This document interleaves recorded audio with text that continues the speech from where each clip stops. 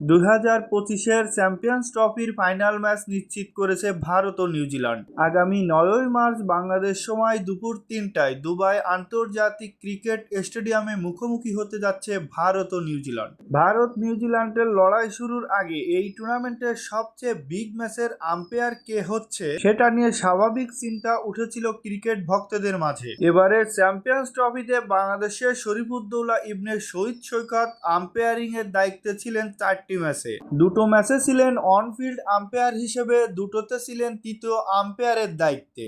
মাঠে এবং মাঠের বাহিরে নিখুঁত সিদ্ধান্ত দিয়ে প্রশংসিত হয়েছিলেন বাংলাদেশের সৈকত। অনফিল্ড আম্পায়ার হিসেবেও দেখিয়েছিলেন নিখুঁত সিদ্ধান্ত। মাঠের উত্তপ্ত পরিস্থিতি দারুণভাবে মোকাবেলা করে প্রশংসা কুড়িয়েছিলেন বাংলাদেশি এই আম্পায়ার। চ্যাম্পিয়ন্স ট্রফির ফাইনাল হাই ভোল্টেজ ম্যাচে তাই বাংলাদেশি এই আম্পায়ারকে অনফিল্ড অথবা তৃতীয় আম্পায়ারের দায়িত্বে দেওয়া হবে এমনটাই মনে করেছিলেন বাংলাদেশের ক্রিকেট প্রেমীরা। তবে অবশেষে চূড়ান্ত হলো আইসিসি চ্যাম্পিয়ন্স ট্রফির ফাইনাল ম্যাচে আম্পায়ারিং এ থাকছেন অনফিল্ড আম্পায়ার হিসেবে রেইল ফেল এবং থার্ড আম্পায়ার হিসেবে থাকছেন ইলিং অথ।